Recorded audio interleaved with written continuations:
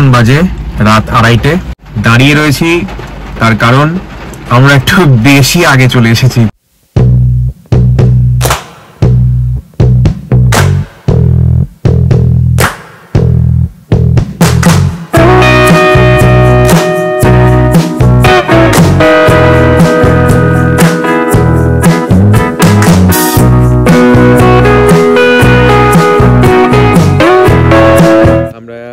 পায়ে হেঁটে কোলাখাম এই ছোট্ট গ্রামটা এক্সপ্লোর করব ঠিক করেছি। আমরা ফাইনালি দাঁড়িয়ে রয়েছি বিখ্যাত ছাঙ্গে ফলসের সামনে।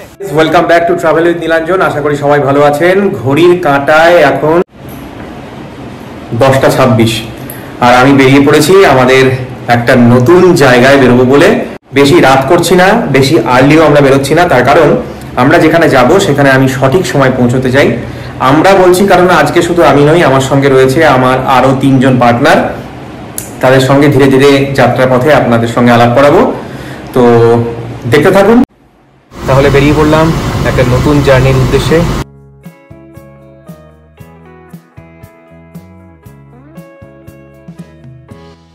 Welcome back to travel with Nilanjan.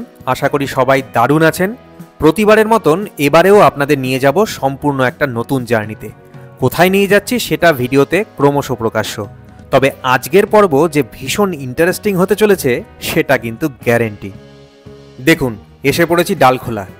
এখান থেকে বাম দিকে মোড় নিলেই বিহার, আর ডান দিকে শিলিগুড়ি, ডুয়ার্স, আসাম আর পাহাড়ের পথ।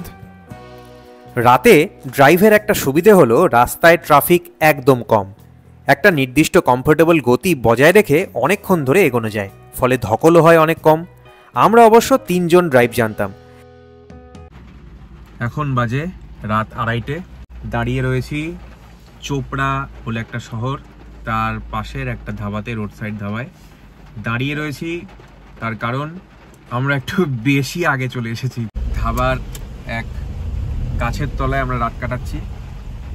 খাবার কি অর্ডার করেছেন? ধাবা বন্ধ। রান্নি কটা রান্নি? হ্যাঁ, ওরে বাবা, পরিবেশ দেখেছো? সে রাস্তার উপরে চলে এলো। টোটাল ঘুমের ওয়েদার। একটা বিছানার চাদর পেয়ে গেলেই ব্যাস হয়ে যায়। দেখবো কি আছে। তো আমরা সেই দাঁড়িয়ে রয়েছি ধাবায়। কার ইমা কিছু দেখা যাচ্ছে না। এই দেখুন আমাদের পিছনের অবস্থা, সবার চোখে ঘুম। কেন দাঁড়িয়ে রয়েছি? ট্রেন লেট করে, আমরা আগে চলে এসেছি। একটু বেশি আগে চলে আসলে ইয়েতে হোটেলে জায়গা পাবো না, সেই জন্য অ্যাডভান্স আমরা চলে এসেছি বলে রাস্তায় মাঝখানে দাঁড়িয়ে কিছুক্ষণ ঘুমিয়ে নিচ্ছি। অবস্থাটা সেই কচ্ছপ আর এই খরগোশের রেসের মতো। আমরা আগে দাঁড়িয়ে বেশি আগে চলে এসে বলে একটু ঘুমোচ্ছি। এখন বাজে 2:30। মোটামুটি 4টের সময় উঠে আমরা আবার রওনা দেব। ড্রাইভিং সিটে দিবাকর দুর্দান্ত গাড়ি চালিয়েছে। 4টের সময় আমরা আবার আমাদের জার্নি স্টার্ট করব টুয়ার্ডস পাহাড়। এইটুকু বলে দিলাম, আমরা পাহাড়ে যাচ্ছি এবার, কিন্তু লোকেশনটা রিভিল করব ভিডিওর আর একটু পরে। ভোর 5টা নাগাদ আমরা চায়ে গলা ভিজিয়ে নিচ্ছিলাম সেবক ব্রিজে ওঠার ঠিক আগে একটা ধাবায়। রাত জাগার ধকল কেটে গেল এক নিমেষে।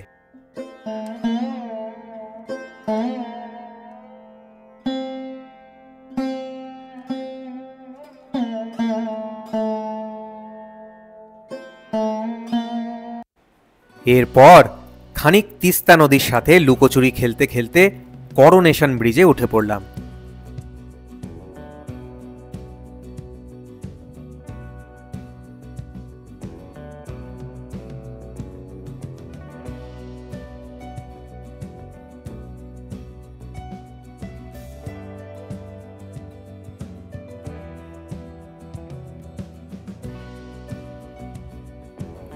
বর্ষায় উত্তাল তিস্তা, সাথে ঝিরিঝিরি বৃষ্টি, যা দারুণ লাগছিল না?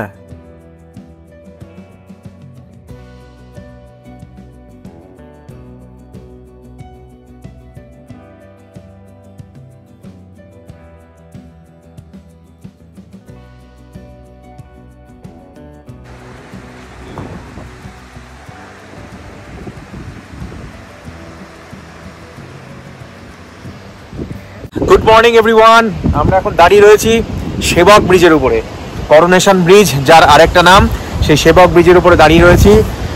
সকাল তো অনেকেরই হচ্ছে, কিন্তু আমাদের সকাল অনেক অনেক বেশি স্পেশাল। একদম ব্রিজের উপরে গাড়ি দাঁড় করিয়েছি, এখন কোনো ট্রাফিক নেই, সুতরাং ট্রাফিক পুলিশেরও কোনো কড়াকড়ি নেই। হালকা ঝিরঝিরে বৃষ্টি পড়ছে, ড্রিজলিং যাকে বলে, ভেজা রাস্তা, আর আমরা এনজয়িং দ্য নেচার। জাস্ট ঢেউটা দেখো, ঢেউটা, আর ওই যে চলে গেছে একটা ব্রিজ। অসাধারণ লাগছে, অসাধারণ। এই রাস্তা দিবা, রাস্তা এই গাড়ি দিয়ে ফটো সেশন চলছে, একদম দুর্দান্ত সব পোজ, অসাধারণ অসাধারণ। আরেকজন ক্যামেরাম্যান হেলে হুলে বিভিন্ন দিক থেকে অ্যাঙ্গেল থেকে ছবি তুলছে। সারা রাতের জার্নির পর সেবক ব্রিজ পেরিয়ে আমরা জঙ্গলের দিকে এগোলাম। আপাতত গন্তব্য ডামডিম। সেবকের পর থেকে রাস্তা কিন্তু একেবারে মাখন, চারিদিকে সদ্য স্নাত গাঢ় সবুজের জঙ্গল, গাছগাছালি চিরে এগিয়েছে পিচের রাস্তা। দূরে ব্যাকড্রপে মেঘের আড়ালে পাহাড়ের অবয়ব, একেবারে হেভেনলি। 6:15 সকাল সকাল। এটা তো জোকের জায়গায় নিয়ে এলো, তো পায়ে তো জোক ধরবে। চা বাগানের ধারে একটা ছোট্ট ধাবায় ব্রেক কষলাম, ব্রেকফাস্ট কলিং।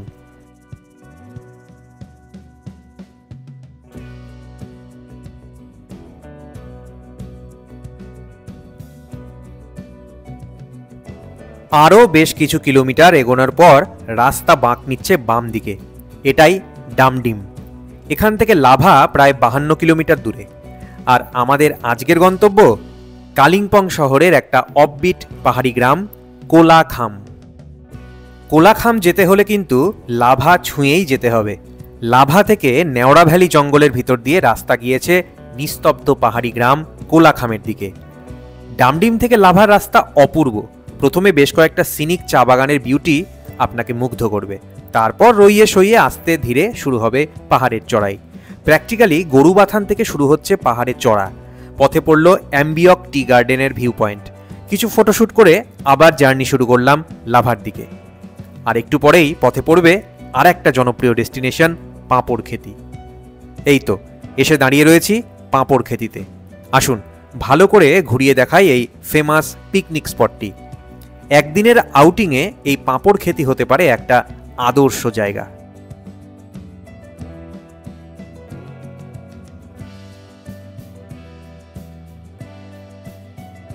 একটা পাহাড়ের ধারে একটা নদী যাচ্ছে, পাহাড়ের মাঝখান দিয়ে নদী যাচ্ছে। মেন রাস্তা থেকে কিছুটা সিঁড়ি দিয়ে নেমে সেই নদীর পক্ষে আসা যায়। এটাই হচ্ছে পাঁপড় খেতি। এটা অ্যাকচুয়ালি একটা পিকনিক স্পট। আপনি যদি চান শিলিগুড়ি কাছাকাছি থাকেন, পাঁপড় খেতিতে পিকনিক করবেন, এখানে চলে আসতে পারেন। কিন্তু মুশকিল হচ্ছে এই মুহূর্তে যে কোনো কারণেই হোক এই জায়গাটা বন্ধ, অর্থাৎ নদীতে যাওয়ার যে রাস্তাটা সেটা রয়েছে বন্ধ। আর পিকনিক করার জন্য একটা সুন্দর আদর্শ জায়গা পাঁপড় খেতি। একটা পাহাড়ি নদীর পাশে একটা উঁচু মতন টিলা, তার উপর রয়েছে হনুমানজির মন্দির। চারিদিকটা সবুজে সবুজ, আর জলের এক টানা গর্জন ছাড়া বিশেষ কিছু এখানে শোনা যায় না। তবে পিকনিকের টাইমে আসলে এই ট্রাঙ্কুইলিটি আশা না করাই ভালো।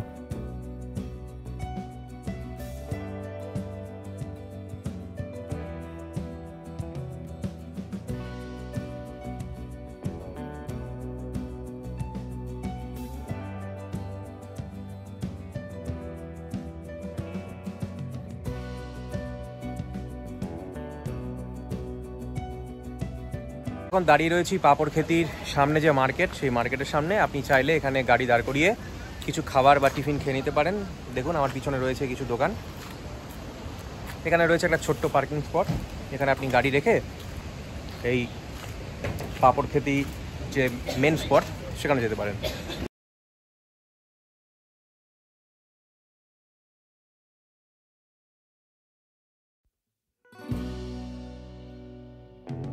আবার লাভায় মন দিলাম। হঠাৎ চলতে চলতে দূরে মেঘের মধ্যে অঝোরে বৃষ্টির দৃশ্য দেখে গাড়ি থামাতে বাধ্য হলাম। দুর্দান্ত ভিউ। ট্রাভেল উইথ নীলাঞ্জন এভাবেই কাছে দূরে চেনা অচেনা নানান বেড়াবার জায়গার ভিডিও আপনাদের সামনে তুলে ধরে।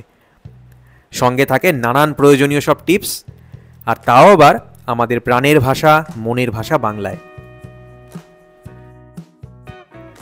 লাভা ওঠা রাস্তাটা কিন্তু বেশ চওড়া আর একদম মসৃণ।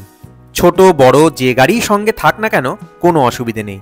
সেলফ ড্রাইভে পাহাড়ে হাত পাকাতে চাইলে এই লাভা ওঠা রাস্তাটা একেবারে আদর্শ।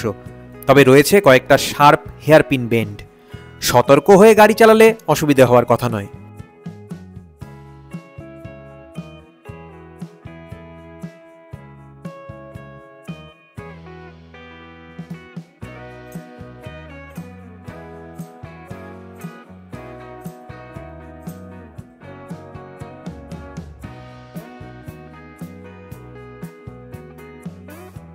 কথা বলতে বলতে এসে পড়েছি লাভা শহরে।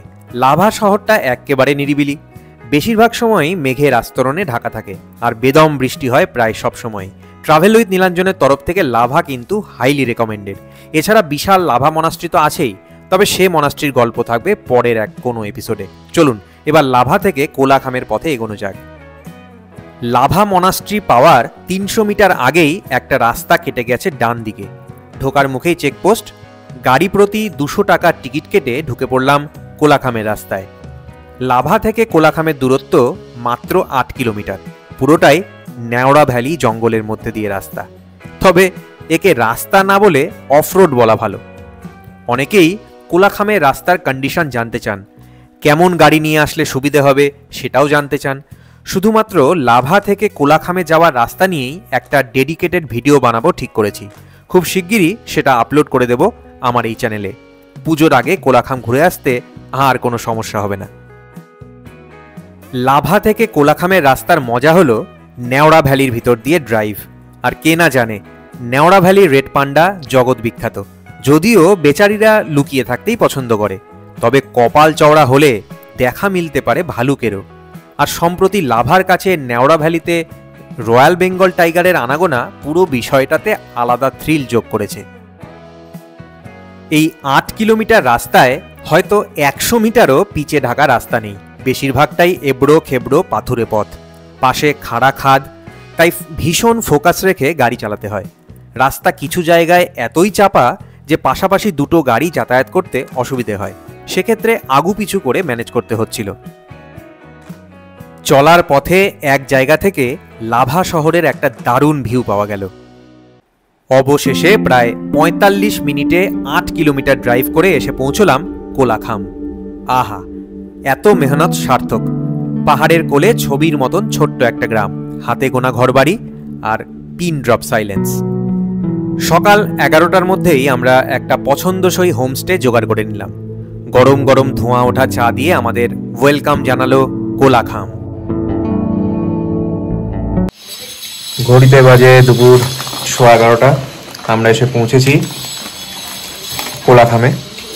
কোলাখাম একটা ছোট্ট পাহাড়ি গ্রাম।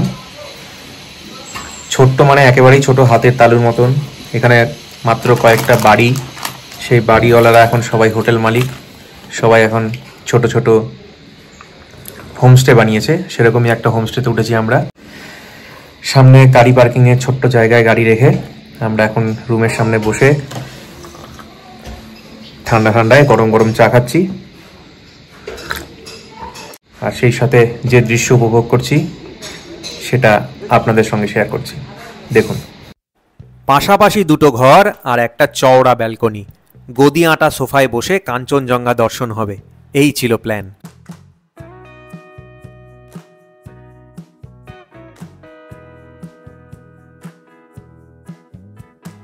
ডিমের কারি দিয়ে ভরপেট লাঞ্চ সেরে দুপুরের একটা দারুণ ঘুম দিয়ে ক্লান্তিকে বাই বাই করে দিলাম। তারপর বিকেলে পায়ে হেঁটে কোলাখাম ঘুরবো ঠিক করলাম। ট্রাভেল উইথ নীলাঞ্জন কেমন লাগছে জানান কমেন্ট বক্সে। আপনাদের যুক্তিপূর্ণ কমেন্ট আমার জন্য অনেক মূল্যবান। যারা চ্যানেলে নতুন তারা সাবস্ক্রাইব করে রাখুন ট্রাভেল উইথ নীলাঞ্জন। সেই সাথে বেল বোতামটা চেপে দিতে ভুলবেন না কিন্তু, যাতে পরের সমস্ত ভিডিও নোটিফিকেশান আসে আপনার কাছে সববার আগে। এখন বিকেলবেলা আমরা পায়ে হেঁটে কোলাখাম এই ছোট্ট গ্রামটা এক্সপ্লোর করব ঠিক করেছি। আর আমার পিছনে এই যে আরোহী হোমস্টে, এখানে আমরা রয়েছি। এর পিছনে আরও কয়েকটা হোমস্টে রয়েছে। এই যে রাস্তাটা, এই রাস্তাটা গিয়ে পাক খেয়ে আর এক ধাপ উপরে উঠে গিয়ে সেই কোলাখামের মূল আর কি জায়গা, তার উপর দিয়ে গেছে। আর এই রাস্তাটা এই দিকে যেখানে গেছে সেটা হচ্ছে ছাঙ্গি ওয়াটারফলের দিকে। এই ছাঙ্গি ওয়াটারফলটা কোলাখামের অন্যতম আকর্ষণ, বা বলা ভালো একমাত্র আকর্ষণ, কারণ এখানে আর বিশেষ কিছুই দেখার নেই। ছাঙ্গে ওয়াটারফলটা এখানে আসলে লোকে সবাই যায়, আমিও রেকমেন্ড করব আপনারা সবাই যান। আমরা আজকে যাব না, আমরা ছাঙ্গে ওয়াটারফলে যাব আগামীকাল, কারণ আজকে আমরা অ্যাকচুয়ালি ভীষণ ভীষণ ভীষণ টায়ার্ড। কালকে সারা রাত গাড়ি চালিয়ে এসেছি, ফলে আজকের দিনটা আমরা প্রেফার করছি রুমেই রেস্ট নেব, চিল করব। আর কালকের দিনে আমরা ছাঙ্গে ওয়াটারফলে যাব। এখান থেকে ছাঙ্গে ওয়াটারফল বেশি দূরে নয়, মাত্র কিলোমিটার 5। আর সেই ছাঙ্গে ওয়াটারফলে যেখানে গাড়ি রাখবো, সেই গাড়ি রাখার জায়গা থেকে আমাকে নামতে হবে প্রায় 1/2 কিলোমিটার মতন ট্রেক করে অনেকটা নিচের দিকে, তবে গিয়ে ছাঙ্গে ওয়াটারফলে পৌঁছানো যাবে। হাঁটতে হাঁটতে আমরা সেই ছাঙ্গে ওয়াটারফলের রাস্তা ধরেই হাঁটছি। 5 কিলোমিটার যাব না, পায়ে হেঁটে যতটা এদিক ওদিক ঘুরে দেখা যায়। এখানে একটা ছোট্ট ভিউ পয়েন্ট মতন আছে। এখানে কোলাখামে লোকজন ধীরে ধীরে আসছে। এখন আর এটা অফবিট থেকে পপুলার একটা ডেস্টিনেশন হয়ে উঠছে। সেই জন্য এখানে কিন্তু নতুন নতুন হোমস্টে বা ছোটোখাটো হোটেলের কমতি নেই। দেখুন আমার পিছনে অনেক আন্ডার কনস্ট্রাকশন বিল্ডিং, এগুলো কিন্তু সবই নতুন হোমস্টে। কোলাখামে আসলে বলতেই হবে এর বিখ্যাত বিখ্যাত ওয়েদারের কথা। দেখুন আমরা যে পথ দিয়ে যাচ্ছি ঢেকে গেছে কুয়াশায়। আমার পিছনটা মেঘে ঢেকে গেছে রাস্তাঘাট। কুয়াশা বলুন বা মেঘ বলুন, যাই বলুন না কেন, পুরো রাস্তাটা কিন্তু সুন্দর একটা ম্যাজিক্যাল পরিবেশের তৈরি হয়েছে।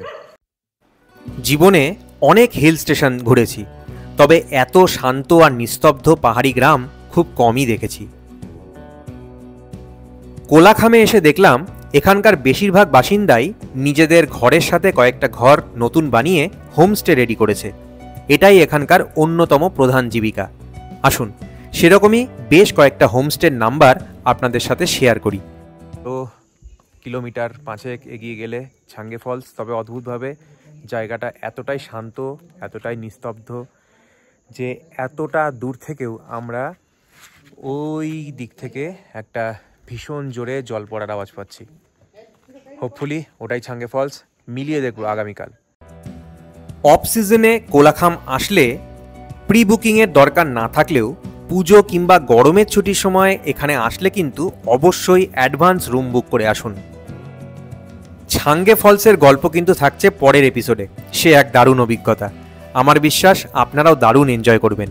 সারাদিন ঘুরেও কাঞ্চনজঙ্ঘার দেখা পেলাম না, তবে আকাশে চলছিল ম্যাজিক্যাল মেঘের নানান খেলা।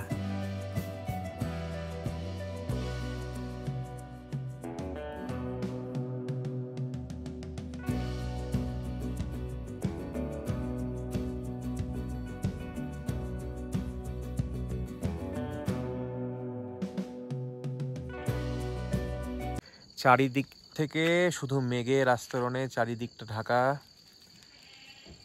মেঘ সরলে ওই দিকে কাঞ্চনজঙ্ঘা বেরোবে। হোপফুলি কালকে আমরা দেখতে পাবো কাঞ্চনজঙ্ঘা, কিন্তু এই মুহূর্তে নো লাক। লাভা থেকে আমরা এই কোলাখামে অন্তত 1000 ফিট নিচুতে রয়েছি। হ্যাঁ, কোলাখাম লাভা থেকে একটুখানি নিচু অল্টিটিউডে, কিন্তু তাতে কোনো হেরফের হবে না, বরং ভিউ লাভার থেকে কোলাখামে অনেক বেটার। তো এখান থেকে আমি চেষ্টা করছি আপনাদেরকে লাভা মনাস্ট্রিটা দেখানোর। যদিও মেঘে ঢেকে আছে পুরো লাভা টাউনটা, কিন্তু মনাস্ট্রির কিছুটা অংশ কিন্তু দেখা যাচ্ছে। চলুন দেখাই।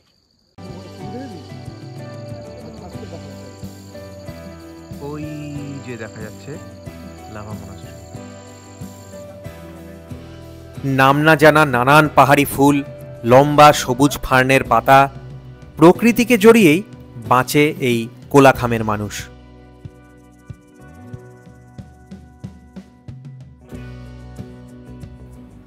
আমাদের হোমস্টের সামনের হোটেলে দেখলাম কয়েকজন বাইক রাইডার এসেছে। সব মিলিয়ে ট্যুরিস্ট বেশ কম। এইবার কোলাখাম বেশ ফাঁকা ফাঁকা, একদম নিরিবিলি।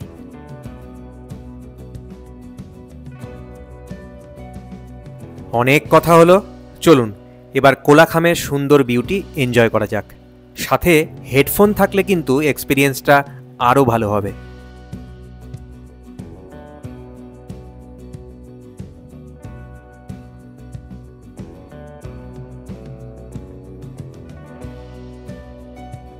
আসুন দেখাই, কোলাখামে এসে আমরা যে হোমস্টেতে উঠেছি সেইটা হচ্ছে দ্য নেস্ট। এই দ্য নেস্ট যে হোমস্টে, এই হোমস্টেটা মেন রাস্তার উপরেই ছোট্ট একটা পার্কিং স্পট।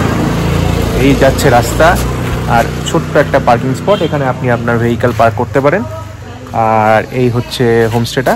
হোমস্টে থেকে একটা সিঁড়ি নেমে গেছে নিচের দিকে, নিচে নেমে গিয়ে একদম পাহাড়ের খাদের সাইডে রয়েছে আমাদের রুমগুলো।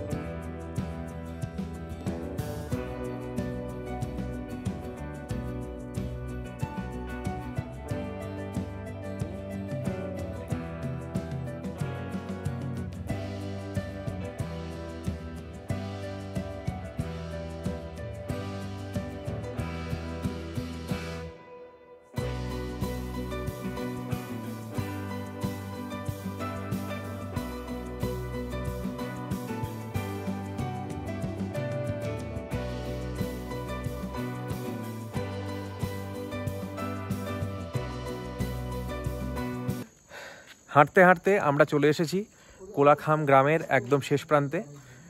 আমার পিছনে যে রাস্তাটা চলে যাচ্ছে এদিক দিয়েই আমরা এসেছি। এই রাস্তাটা ধরে আর কয়েকশো মিটার গেলেই শুরু হয়ে যাচ্ছে নেওড়া ভ্যালি ফরেস্ট।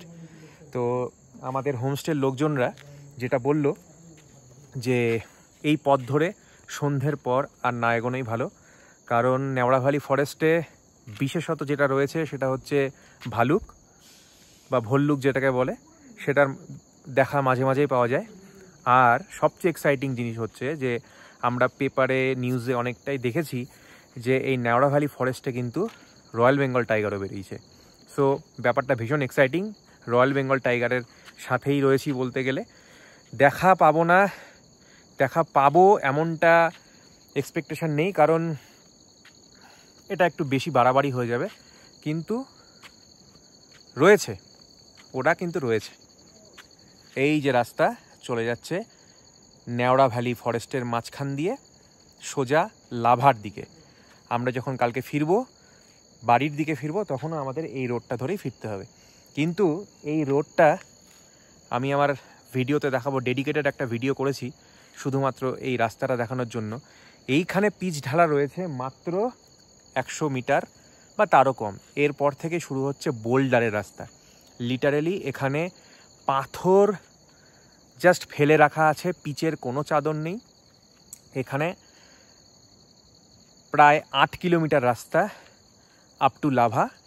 সেই রাস্তা একদম ভাঙাচোরা এবং পুরোটাই অফরোড। এবার প্রশ্ন হচ্ছে কিভাবে আসবেন তাহলে, বা আসাটা সেফ কিনা? Absolutely safe. আমরা নিজেরাই এসেছি ছোট হ্যাচব্যাক গাড়ি নিয়ে, সো ড্রাইভ করতেও কোনো অসুবিধে হচ্ছে, কিন্তু সেফটি নিয়ে কোনো ইস্যু নেই, কোনো রিস্ক নেই। আর গাড়ি নিয়ে আসুন, ছোট গাড়ি, সিডান হোক, হ্যাচব্যাক হোক, এসইউভি হলে তো কোনো কথাই নেই।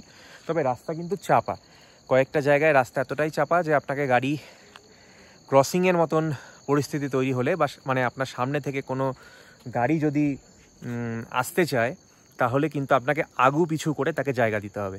তবে এটাই তো অ্যাডভেঞ্চার, তাই না? এটাই তো মজা। সো আপাতত এই ছিল কোলাখাম গ্রামের একটা চালচিত্র তুলে ধরার চেষ্টা করলাম। আশা করি আপনাদের ভালো লেগেছে। আরও কিছু তথ্য আমি দেব, তবে সেটা কালকে ছাঙ্গি ফলস যাওয়ার সময়। ততক্ষণ দেখতে থাকুন ট্রাভেল উইথ নীলাঞ্জন। একটুখানি কারেকশন করার জন্য আমি এই ভিডিওটা আবার করছি।